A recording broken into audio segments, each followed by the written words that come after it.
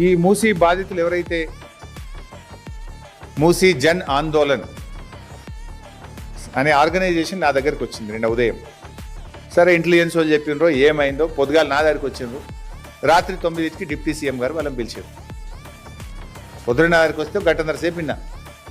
అరే ప్రతిపక్షం వాళ్ళ దగ్గర పోయింది అనుకున్నారో ఏందో ఆదరబాదగా నేను రాత్రి 9 గంటలకు వాళ్ళని పిలిచాను. ఓ 2 గంటలు మాట్లాడింది. సరే వాళ్ళని మీటింగ్కి రమ్మంటే మేము రాము, ఇవాళ మీటింగ్ మీరు క్యాన్సిల్ చేయండి, మేము రానే రాము మీటింగ్ కానీ. సరే మేధా పట్కర్ గారు చెప్పిండ్రు, వీరు మూసీ జన ఆందోళన బాధితులు కూడా వీళ్ళు చెప్పారు. వీళ్ళని మిమ్మల్ని ఏమనము అన్నారు. ఇవాళ హౌస్ అరెస్ట్లో పెట్టింది వాళ్ళందరినీ. ఇందులో ఒక మనిషిని పొద్దున్నే పోలీసులు పోయి హౌస్ అరెస్ట్లో పెట్టారు. అంటే మీ తీరు ఎట్లా ఉన్నది అనడానికి చెప్తా ఉన్నా. నిర్బంధాల మధ్య, భయాందోళనల మధ్య బలవంతంగా చేసే ప్రక్రియ కాకపోతే ఎందుకు ఇలా హౌస్ అరెస్ట్లో పెట్టింది? ఈ మేము అడుగుతున్నటువంటి ఈ సూటి ప్రశ్నలకు సమాధానం చెప్పాలని చెప్పి కోరుతా ఉన్నాం.